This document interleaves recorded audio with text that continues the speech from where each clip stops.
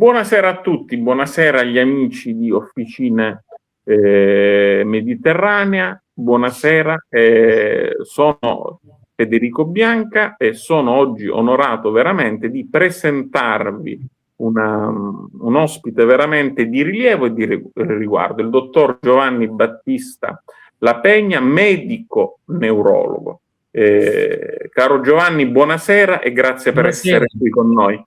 Grazie.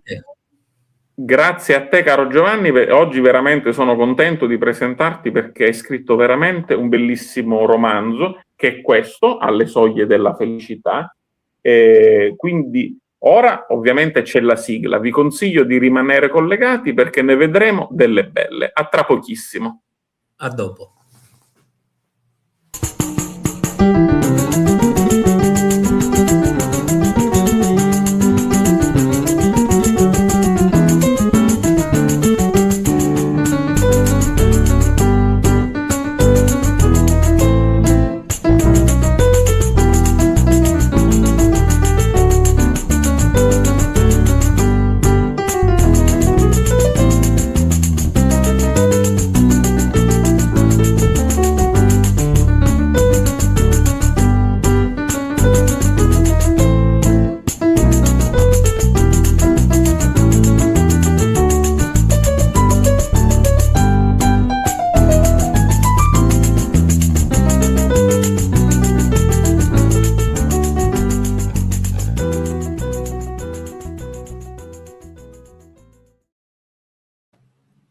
Buonasera di nuovo a tutti, ringraziamo ancora la nostra Officina Mediterranea che ci dà sempre la possibilità di fare incontri culturali di spessore. Ringraziamo ancora il nostro Giovanni La Pegna, medico neurologo, che ha scritto un romanzo bellissimo di cui parleremo ora, Alle soglie della felicità. Io sono di Catania, Giovanni di Palermo. Palermo col Tanissetta. Palermo, quindi è proprio è bellissimo perché c'è proprio il derby tra Sicilia orientale, occidentale e centrale, arancino e arancina proprio. Io sono a Tanissetta al centro, quindi equidistante. Esatto. Comunque, battute a parte, ribadisco che siamo qua per presentare questo romanzo di Giovanni, che di professione, ripeto, potrebbe sembrare una qualcosa di totalmente diverso perché è un medico neurologo. Ma caro Giovanni, presentati tu ai nostri amici e ovviamente invito tutti gli amici a seguirci come fanno sempre fedelmente in diretta, e poi ovviamente raccoglieremo, caro Giovanni, le loro domande, i loro stimoli, i loro contributi, e poi durante la trasmissione li girerò a te. Allora, caro Giovanni, a te la parola. Grazie Federico, intanto ti ringrazio e ho l'onore di essere presentato da te, che sei un letterato, un filosofo e un valente scrittore.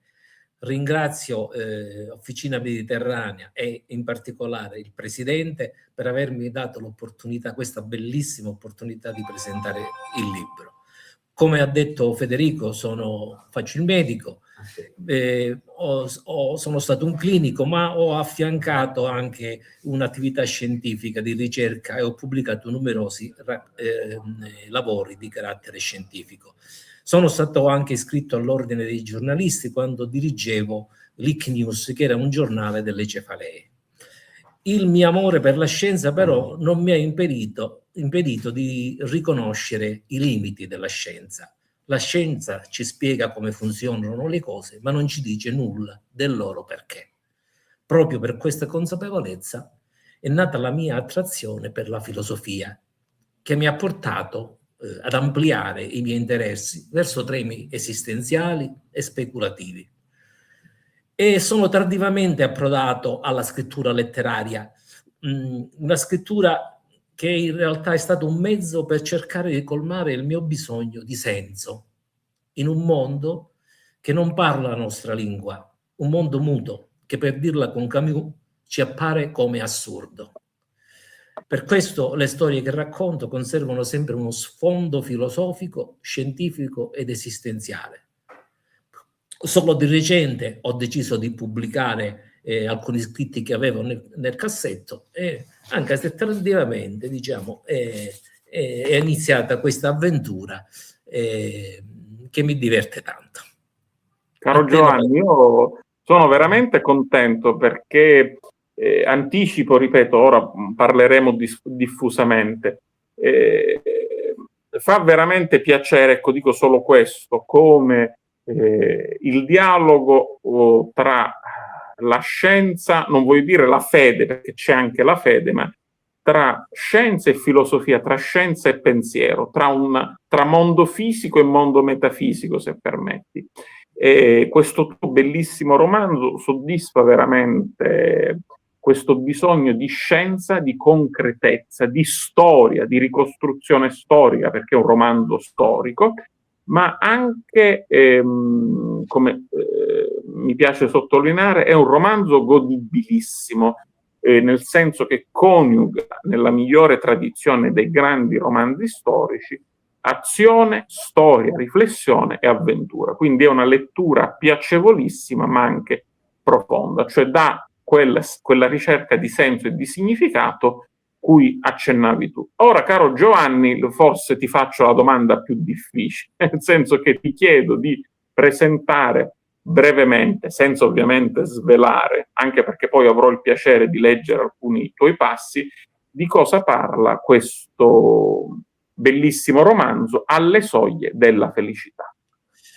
Allora, Federico, Alla soglia della felicità nasce dal desiderio di raccontare un viaggio umano, prima ancora che un viaggio storico. Ho scelto la fine del Seicento perché è un'epoca di tensioni, di fughe e di identità in bilico, proprio come l'identità del protagonista, Fra Nicola, che è un frate che esercitava, che faceva parte di una congregazione agostiniana in un convento palermitano, che ancora esiste. Tra l'altro questo convento, anche se in parte è stato trasformato in una, diciamo, una biblioteca comunale. Nicola è un uomo che scappa dalla furia dell'Inquisizione spagnola siciliana, che era terribile e che non dipendeva dall'Inquisizione romana, quindi era indipendente. E si interrompe il suo progetto di felicità. Il suo progetto di felicità, il progetto di felicità di Nicola era basato su una vita virtuosa e su una vita dedicata alla religione. E Nicola si trova, quindi scappa da Palermo, fugge da Palermo e attraversa il Mediterraneo, ma soprattutto attraversa se stesso, con le sue certezze, le sue paure e il suo modo di intendere la vita. Il suo peregrinare non è solo un fisico, ma è anche un percorso interiore. Nicola è accusato di praticare il molinismo. Cos'era il molinismo? Era un misticismo in cui il credente entrava in contatto mistico direttamente con Dio, bypassando il ruolo del sacerdote e dei riti religiosi. Questo dava molto fastidio alla Chiesa, perché il ruolo del sacerdote veniva messo in secondo piano, perché il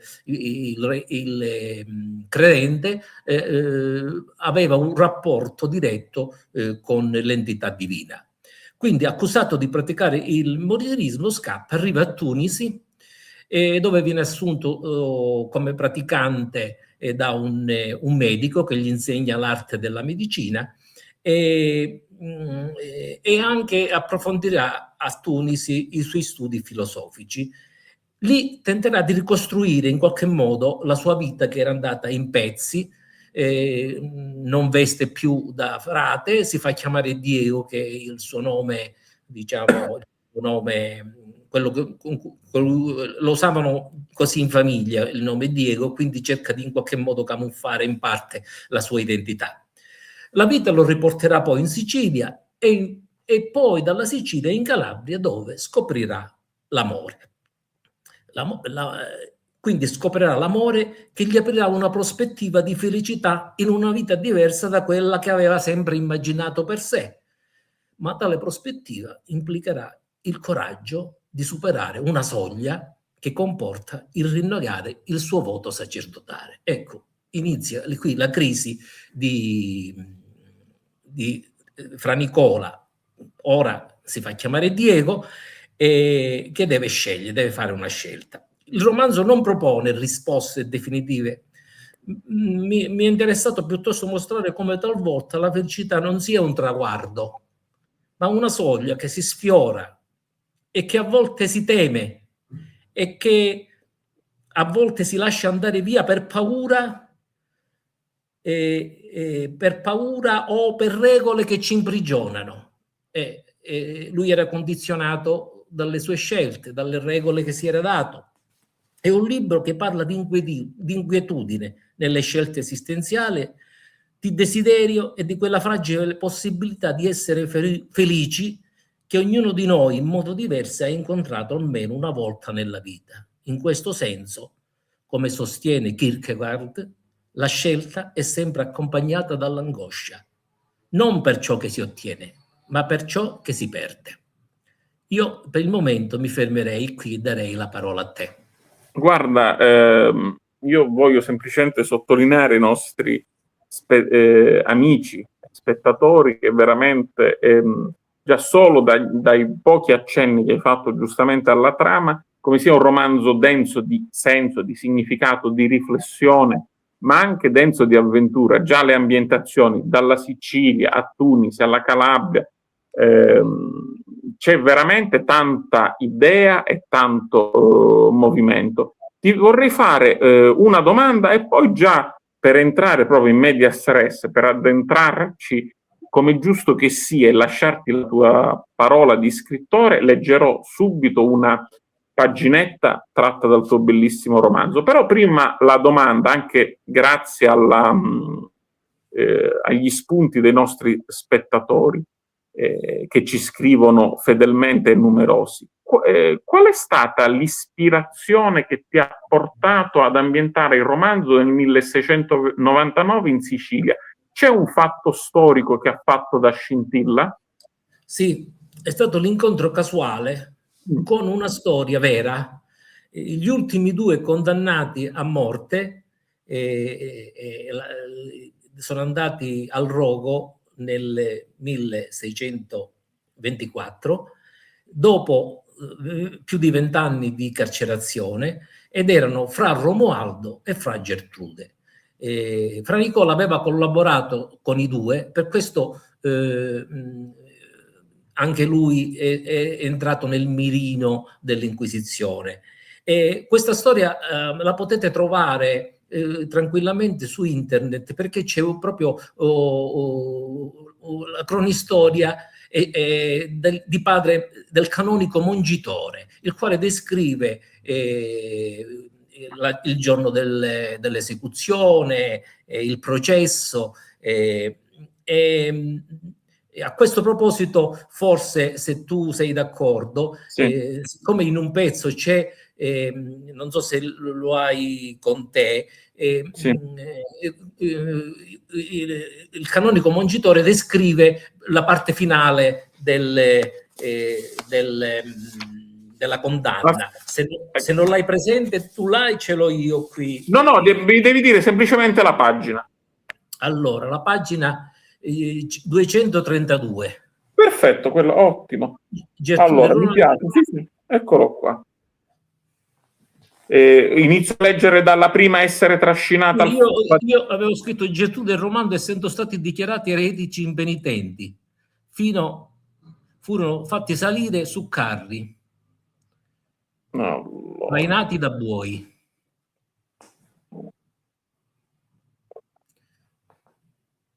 Allora, 232, giusto? 232. Ok, allora iniziamo da prima, da 231, perfetto. Allora, sono contento di potervi leggere, ripeto, questa pagina, perché entriamo veramente subito in medias res, nello stile godibilissimo di Giovanni, che, ripeto, parlerà da solo, unisce azione e riflessione, veramente in maniera impeccabile. Allora, ascoltatemi, io purtroppo non sono un lettore di professione, ma le parole vi assicuro che arriveranno dritte al bersaglio.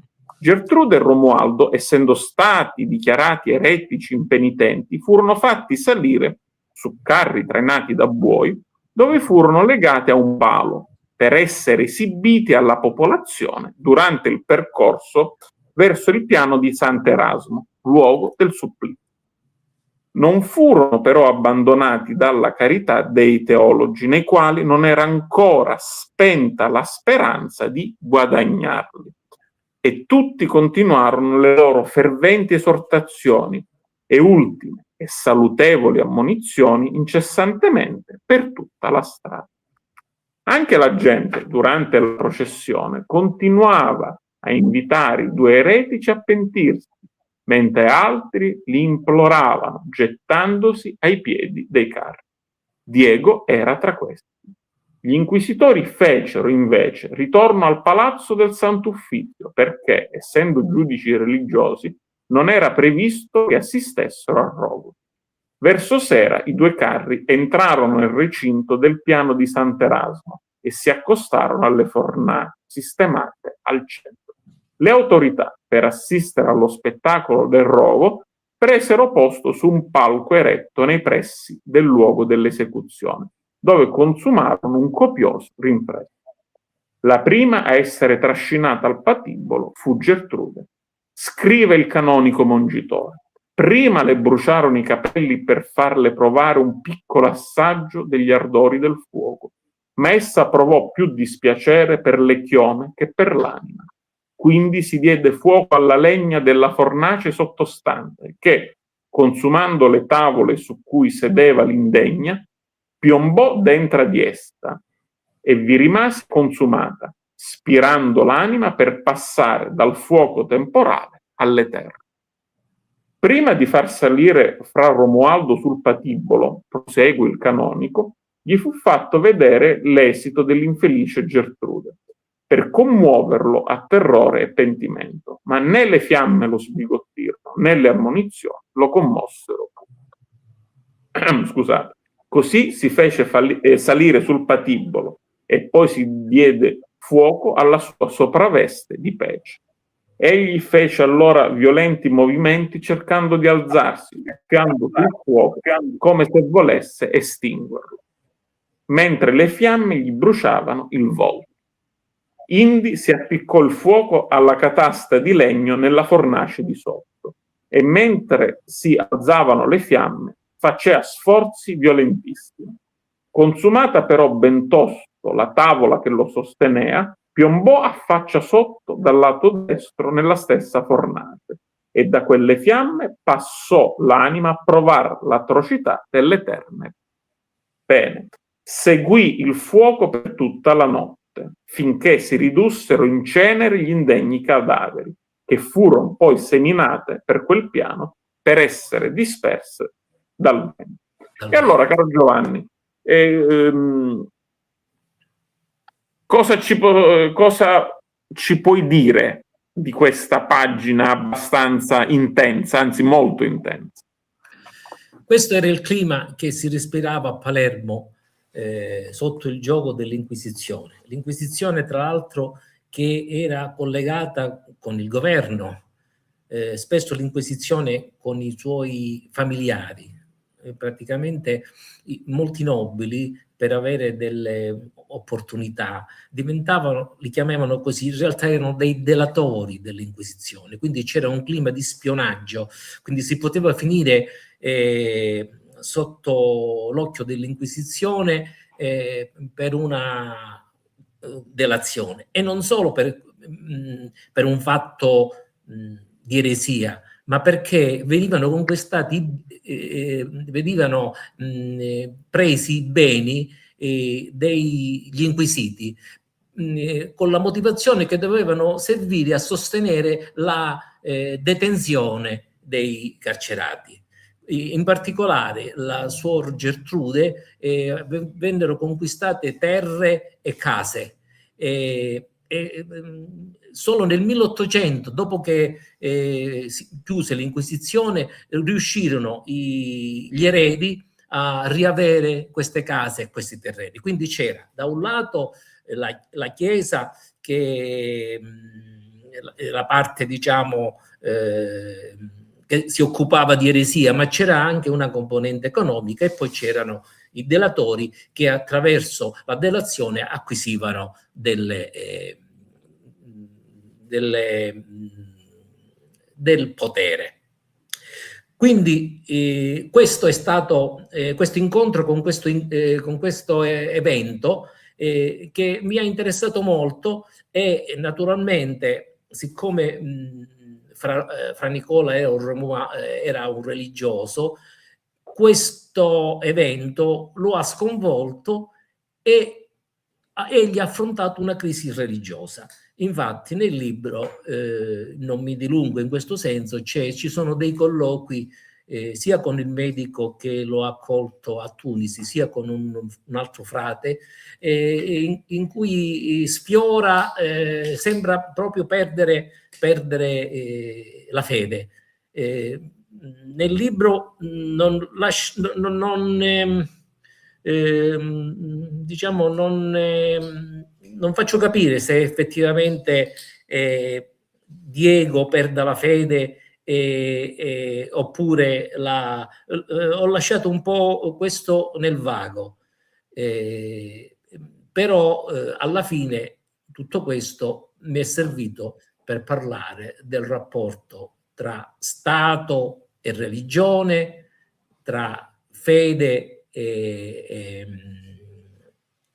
ragione, e per trattare dei temi filosofici che naturalmente su cui sorvolo, perché ci sono tante diramazioni, divagazioni nel libro che in questa sede non possono essere affrontate.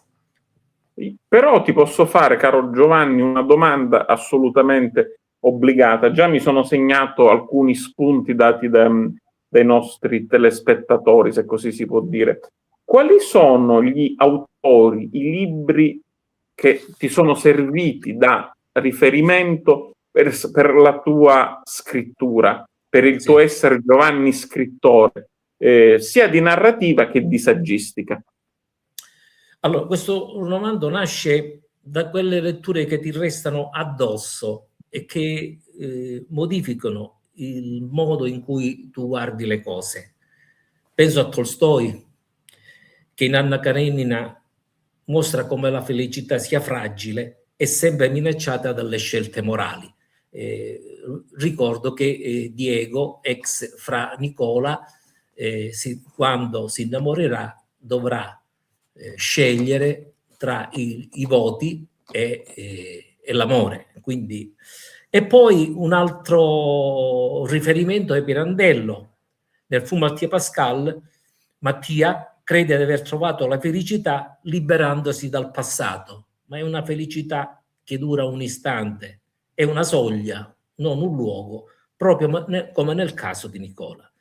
Ma quelli che mi hanno ispirato principalmente, devo dire, sono i filosofi greci. Aristotele vede la felicità. Allora, i greci avevano 3 termini per indicare la felicità. C'era la psiche, che era la fortuna. Poi c'era l'eudaimonia e poi c'era la macaria. L'eudaimonia cos'era? Loro credevano che ci fosse un daimon, un demone all'interno di noi, che potremmo paragonare all'angelo custode della religione cristiana. Questo daimon è la voce interiore che ti suggerisce quello che è meglio per te. Seguire il daimon significa seguire la propria identità. I greci dicevano: divieni ciò che sei. Se tu tradisci la tua identità, se tu non rispetti quello per cui sei nato tu hai tradito il tuo daimon. Se vuoi essere felice, devi diventare te stesso, devi seguire la tua identità. E per fare questo, Aristotele diceva, bisogna essere virtuosi, ci vuole un lavoro. L'altro termine che viene usato dai greci è la macaria. La macaria è la beatitudine. E chi erano beati per i greci? Erano beati gli dei ed erano beati gli eroi, coloro che erano morti in battaglia o per un fine benefico. Perché i dei e gli eroi avevano la beatitudine? Perché non vivevano nel tempo. Perché la felicità, che spesso dipende da quello che ci succede, ha un picco che dura variabile e poi col tempo decresce. Gli dei non possono essere infelici perché, essendo eterni, la loro felicità è eterna. Quindi collegavano la felicità al tempo. Queste sono, diciamo, in linea sintetica, le ispirazioni che io ho avuto. Senti una cosa, caro Giovanni, se sei d'accordo vorrei leggere un'altra paginetta del tuo bellissimo libro e poi cominciare a rispondere alle domande che stanno fioccando. Quale paginetta vuoi che legga? Allora, c'è proprio una... Allora, ecco, entriamo nel tema proprio, pagina 51, che si parla di infelicità e felicità. Entriamo proprio nel tema. Allora, inizio da quando... Direi, tuttavia, per proteggerci dall'infelicità dobbiamo capire prima cosa sia la felicità. No, allora, aspetta. Siamo a pagina 51? 51. Dobbiamo prima capire cosa sia la felicità. Allora,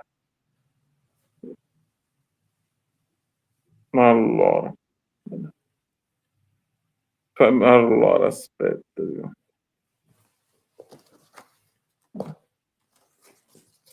Allora. Ecco, tuttavia, per proteggerci dall'infelicità dobbiamo prima capire cosa sia la felicità. Ognuno la definisce a modo suo, ora come soddisfazione di se stesso, ora come tranquillità d'animo, ora come benessere economico, ora come buona salute e così via. Ma cos'è veramente la felicità? Te ne voglio parlare, poiché spesso rincorriamo cose che pensiamo ci rendano felici, ma che in realtà non lo fanno. L'uomo nasce con una sorta di felicità istintiva, uno stato originario di benessere che la natura gli concede e che coincide con il piacere di esistere e di desiderare. Senza questo presupposto non esisterebbe la voglia di vivere e la vita si estinguerebbe. Spinoza definisce questa spinta alla vita con il termine conatus, ovvero uno sforzo a perseverare nel proprio essere. Tuttavia, una volta venuti al mondo, è impossibile la totale soddisfazione di tutti i nostri bisogni e desideri, tanto che sono in molti a pensare che l'infelicità sia la reale condizione esistenziale degli esseri umani. Anche San Tommaso d'Aquino condivide questo punto di vista. Ascoltate, maestro, le sue parole. Una sconsiderata tristezza è una malattia dell'anima.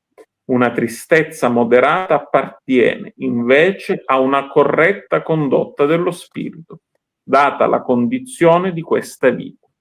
Questa tristezza può diventare addirittura disperazione se l'individuo si lascia sopraffare dalla bramosia del piacere. Caro Giovanni, e qua c'è tante cose da dire. Ti faccio io una domanda e poi passo ad altre due domande molto interessanti del pubblico.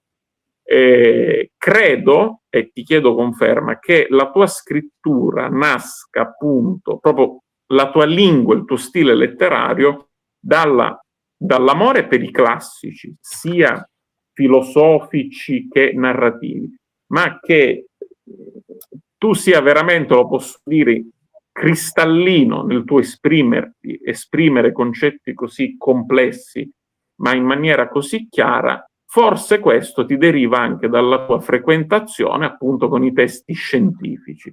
Se tu dovessi appunto definire il tuo stile, la tua lingua, il tuo impasto, i tuoi ferri del mestiere letterario, come definiresti la tua lingua? Quali sono gli autori di riferimento dal punto di vista strettamente letterario?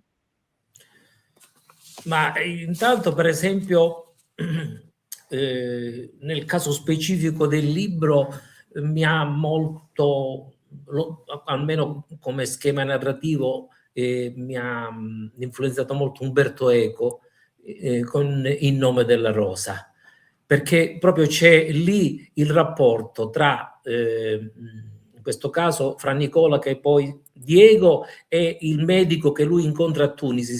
Si stava un rapporto, a parte di figliolanza quasi, ma tanto che lo chiama maestro. Diego si riferisce a questo medico, si riferisce come maestro, e intavolano una discussione filosofica, oltre che un rapporto affettivo.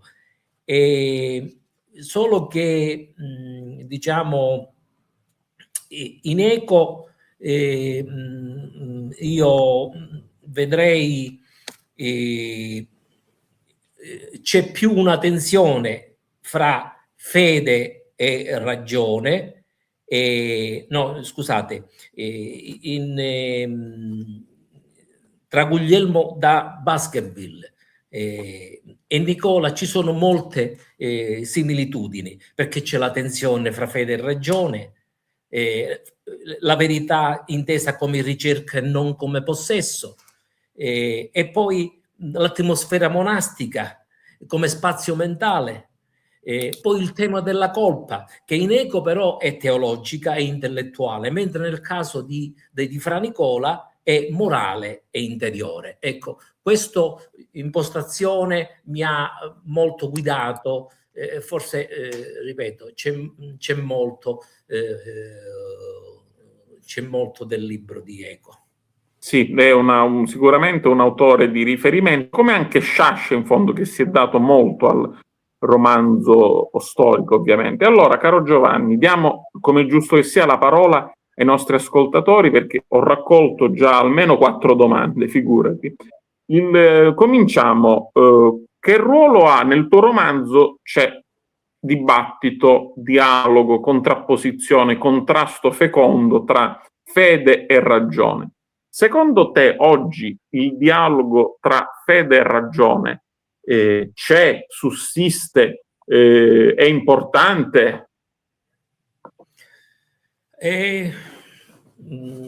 Alcuni grandi mistici e filosofi in religione dicevano intelligo ut credam, prima capisci e la ragione ti porta a credere.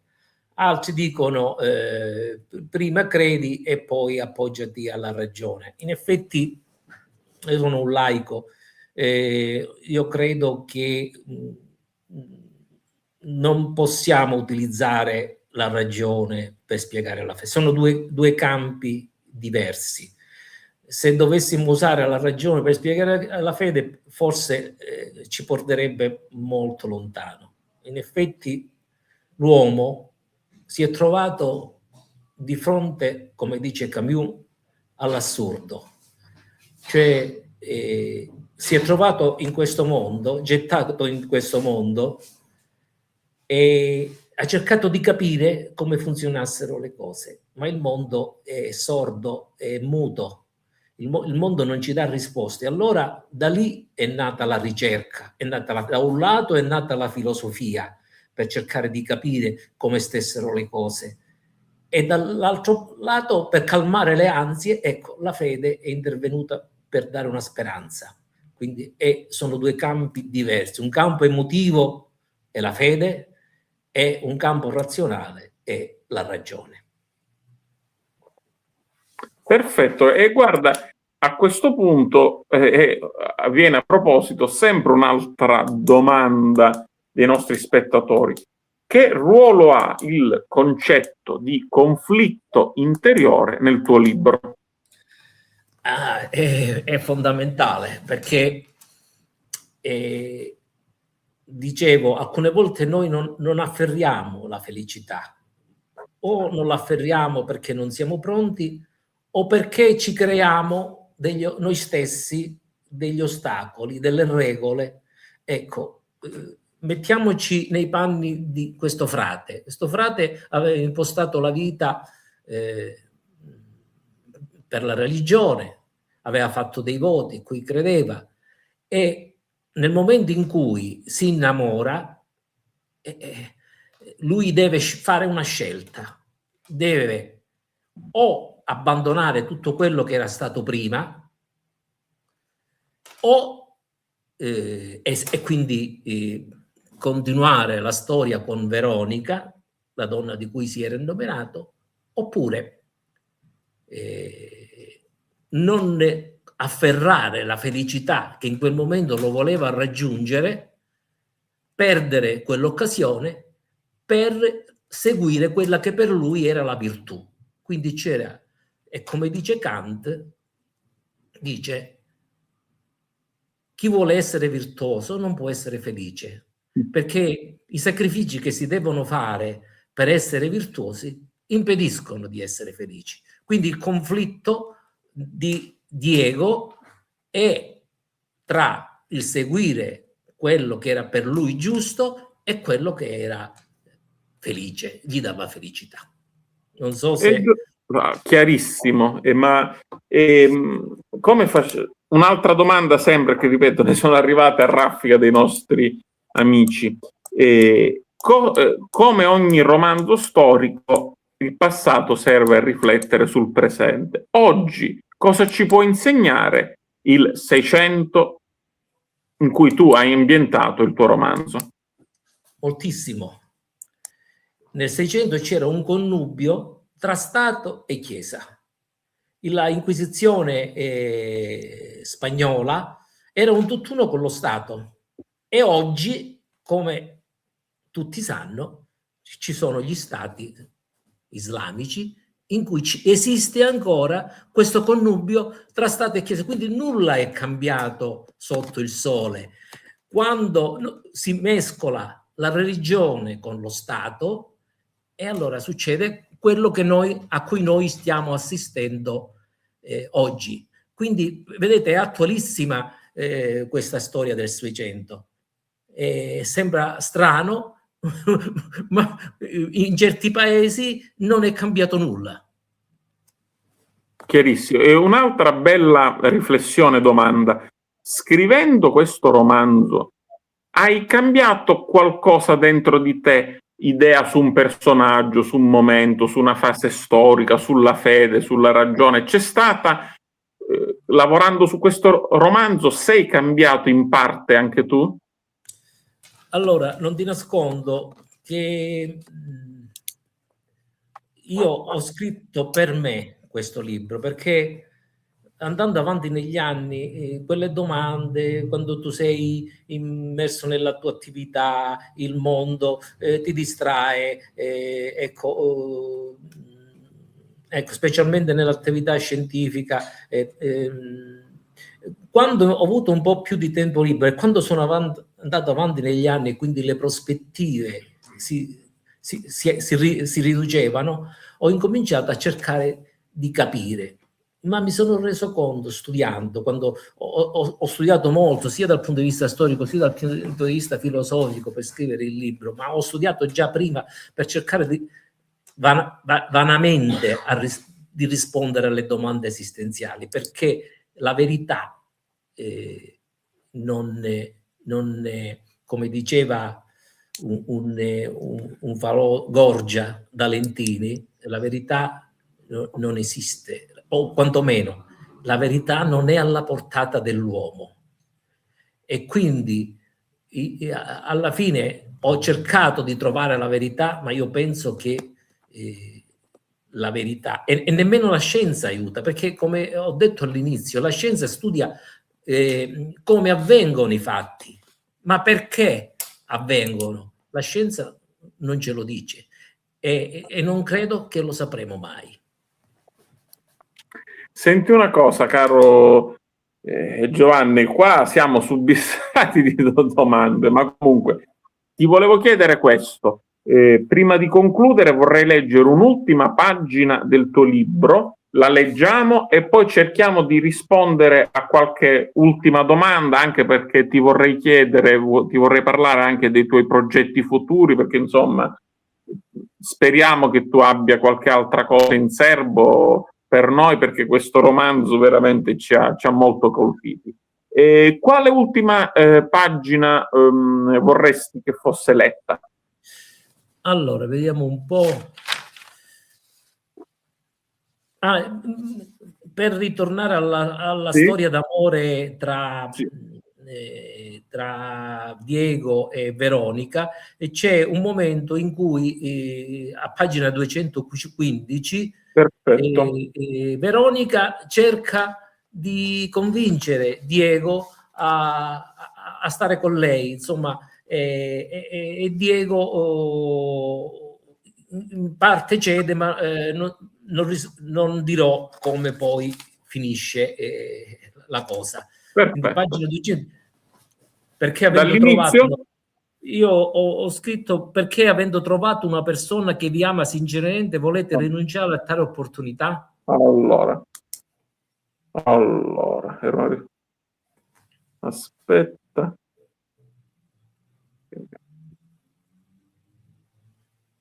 Allora, aspetta cosa.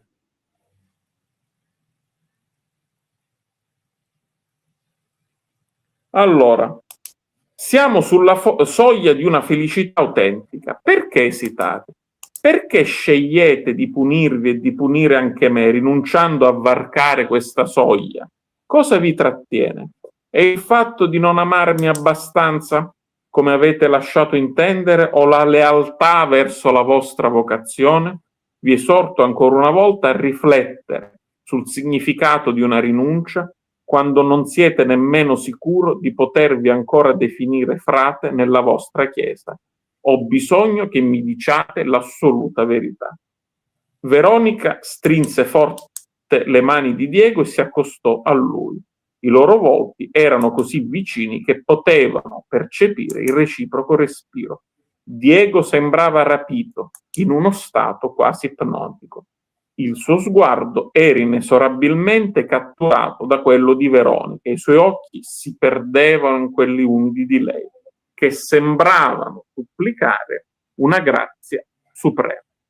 Quindi, caro Giovanni e cari lettori, vedete come il nostro Giovanni è anche in grado, no, di far parlare i sentimenti, o sbaglio? Sì, vorrei che tu continuassi un altro po', perché c'è sì, il sì, punto sì. in cui diciamo vacilla effettivamente Diego. Assolutamente. Quindi, Allora, era uno di quei momenti in cui due esseri sono inevitabilmente costretti a confrontarsi con la verità, scoprendo l'autentico grado di affinità sia tra le loro anime che tra i loro corpi, perché non sempre la natura concede una perfetta concordanza, ma se ciò avviene è l'apoteosi, è la felicità suprema, perché quell'essere uomo-donna che, secondo il mito, Zeus ha diviso, perché troppo potente, torna a congiungersi in un'unione ancora più potente. Veronica e Diego non avevano più in quel momento opinioni, propositi, dubbi. Il dio Eros aveva assunto il dominio su di loro e non potevano fare altro che obbedirgli. Si strinsero più forte e continuarono a baciarsi fino a sentire la passione e il desiderio crescere a tal punto da spaventarli, facendo emergere sensi di colpa, timore, ansie e dubbi e riapparire il mondo reale. Il tempo riprese a scorrere e i due si fermarono in preda allo smarrimento, ma con una sola certezza: la verità del loro amore. Ecco, a questo proposito voglio sottolineare il fatto del tempo. In quel momento di felicità il tempo si blocca, e qui ritorniamo alla Macaria. La felicità è una cosa passeggera, perché ha un acme e poi dopo un tempo più o meno variabile finisce, e per essere felici bisogna che il tempo si arresti. Ecco, c'è questa congiunzione tra felicità e temporale. L'uomo non può essere felice perché è schiavo, perché non è eterno, perché vive nel tempo. Senti una cosa, un'altra bellissima Domanda: Veronica rappresenta l'amore, la tentazione o la salvezza? Per Fra Nicola Diego. Allora, rappresenta sicuramente l'amore, sicuramente rappresenta qual era la seconda? L'amore, la salvezza, la tentazione sicuramente, perché lei che è più forte di Diego. La donna spesso è più quello che vuole, ha meno dubbi, mentre lui è una persona in conflitto che non riesce a prendere una decisione, almeno in quel momento. E sarebbe la salvezza, perché lui alla fine dalla Chiesa viene gettato fuori dalla Chiesa, quindi non è più. Quindi se lui rifiuterà l'amore, avrà perduto la salvezza, cioè la speranza di una vita nuova, di una nuova felicità. Quindi lui, dicevo, spesso noi non agguantiamo la felicità per le regole che ci imponiamo, che magari sono regole che non hanno senso. Oggi, per esempio, avrebbero meno senso, ma allora erano fondamentali.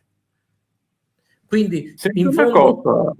Scusa, ti ho interrotto, poi concludi, scusami, no, Giovanni. In fondo, tutte e tre le cose, ecco, rappresentava Veronica. Giovanni, qua ci vorrebbe un secondo tempo, ma battute a parte, ora prima di salutarti vorrei puntualizzare alcune cosine. Un'ultima domanda: qual è la frase, se c'è una frase che potresti indicarci, una frase del romanzo che lo sintetizzi perfettamente, da usare come slogan, come frase di lancio? È un po' difficile, perché... Lo so, però è una domanda interessante. Sicuramente il titolo è della soglia, ecco. Sì. Ecco, alcune volte la soglia per noi è veramente un muro, ecco, e la soglia spesso la creiamo noi, ce la creiamo noi e impediamo che la felicità vada avanti. Quindi io direi proprio la possibilità di riuscire a superare la soglia che ci separa da un mondo, da una situazione più felice. Io penso che la soglia che ricorre continuamente nel libro è la parola che userei di più. Chiave, è veramente sì. Bellissimo. Senti una cosa, oggi, sempre sfruttando le bellissime interazioni con i nostri spettatori, secondo te questa soglia, questa felicità è più vicina o più lontana rispetto al passato? Sicuramente la situazione del 600 era terribile, come ho già detto. Forse oggi sì, ci sono meno vincoli, forse. Meno vincoli, e quindi credo che oggi la situazione è migliore rispetto a allora. Allora si era prigionieri di concezioni ataviche, specialmente la religione era vissuta come una coercizione, non era una libertà. Chi non professava adeguatamente era punito. Quindi questo almeno oggi, almeno nei paesi europei, ma sì. Come dicevo, in altri paesi forse la felicità è difficile da raggiungere come nel 600. Un'ultimissima domanda che ti ripeto, qua è un fioccare. Sono veramente felice che il tuo romanzo lo merita. Per quanto riguarda l'approfondimento storico, la preparazione storica, quanto tempo hai impiegato per costruire le tue basi culturali e storiografiche e storiche per scrivere questo romanzo?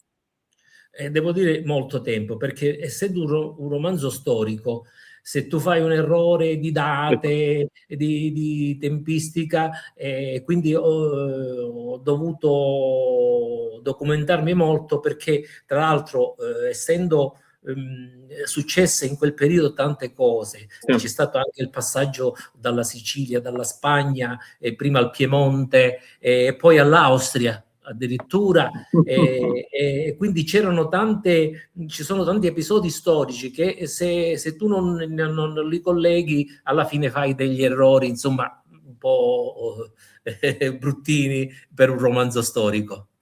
Senti una cosa, caro Già, ricordiamo una cosa fondamentale. Anzi, prima ti faccio io mi permetto di farti una domanda canonica fondamentale e poi ricorderemo dove acquistare questo bellissimo romanzo. Quali sono i tuoi prossimi progetti come scrittore? Allora, io ho già presentato cioè, un inedito a un concorso indetto dall'Officina Mediterranea, si chiama Paura del nulla, che non ho ancora pubblicato. E sempre siamo sul tema filosofico, infatti diciamo che c'è molto di Gorgia, come dicevo prima, Gorgia da Lentini, di Parmenide, Parmenide ha parlato dell'essere. È un discorso molto difficile da fare qui, insomma, è molto complicato, però è la storia di un filologo come te che si stava occupando di Gorgia, dell'opera di Gorgia. E a un certo punto Gorgia era come me, era alla ricerca della verità, e quando legge Gorgia dice no, è inutile che l'uomo, Gorgia dice nulla è, e se qualcosa fosse non sarebbe comprensibile, e se fosse comprensibile non sarebbe esprimibile a parole, quindi la verità noi non la possiamo conoscere. Questo filologo che però covava, diciamo, qui c'è la parte medica, una depressione latente, noi la chiamiamo depressione sotto soglia, e viene così influenzato da questa mancanza di speranza di conoscere la verità che sviluppa una franca depressione, poi va incontro a un episodio maniacale e viene ricoverato in un ospedale psichiatrico. E poi naturalmente non vi dico come assolutamente va a finire. E se tu mi permetti, ringraziamo sempre l'Officina Mediterranea. Io vi prego, vi invito caldamente ad andare sul loro sito, su Officina Mediterranea, perché Officina Mediterranea è sempre densa di concorsi e iniziative, quindi siamo veramente contenti di rendervi partecipi di questi concorsi.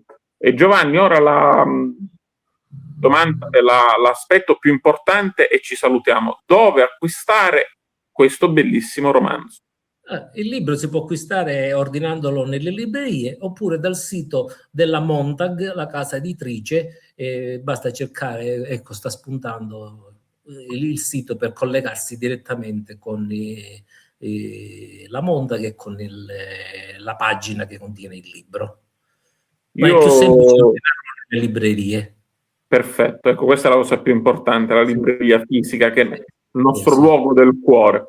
Senti una cosa, caro Giovanni, è stato veramente un onore e un piacere, quindi ringrazio Donato Rinaldi, che è il nostro regista, ringrazio te e credimi, è stato un piacere, perché mi scuso con tutte le persone che hanno inviato le domande, ci vorrebbe veramente i tempi supplementari, perché veramente mi scuso con tutte le domande che non ho potuto porgerti, e ce ne sono parecchie.